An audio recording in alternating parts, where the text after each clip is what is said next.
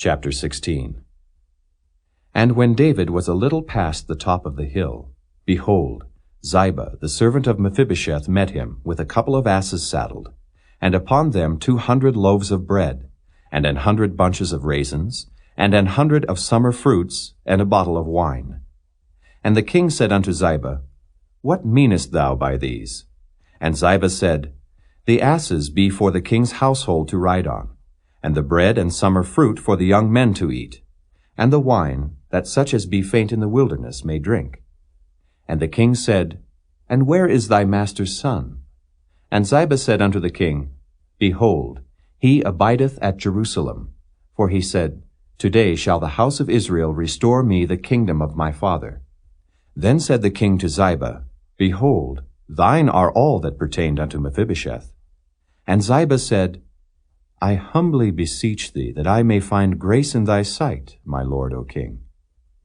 And when King David came to Bahurim, behold, thence came out a man of the family of the house of Saul, whose name was Shimei the son of Gera. He came forth, and cursed still as he came. And he cast stones at David, and at all the servants of King David.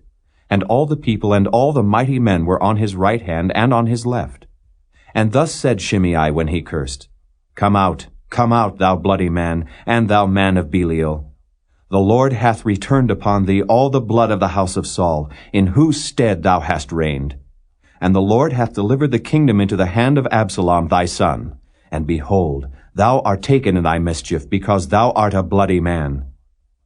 Then said Abishai the son of Zeruiah unto the king, Why should this dead dog curse my lord the king? Let me go over, I pray thee, and take off his head. And the king said, What have I to do with you, ye sons of Zeruiah? So let him curse, because the Lord hath said unto him, Curse David. Who shall then say, Wherefore hast thou done so? And David said to Abishai and to all his servants, Behold, my son which came forth of my bowels seeketh my life. How much more now may this Benjamite do it? Let him alone, and let him curse, for the Lord hath bidden him. It may be that the Lord will look on mine affliction, and that the Lord will requite me good for his cursing this day. And as David and his men went by the way, Shimei went along on the hillside over against him, and cursed as he went, and threw stones at him, and cast dust. And the king and all the people that were with him came weary, and refreshed themselves there. And Absalom and all the people, the men of Israel, came to Jerusalem, and Ahithophel with him. And it came to pass, when Hushai the Archite, David's friend, was come unto Absalom, that Hushai said unto Absalom, God save the king, God save the king. And Absalom said to Hushai, Is this thy kindness to thy friend? Why wentest thou not with thy friend? And Hushai said unto Absalom, Nay, but whom the Lord and this people and all the men of Israel choose, his will I be, and with him will I abide. And again, whom should I serve? Should I not serve in the presence of his son? As I have served in thy father's presence, so will I be in thy presence.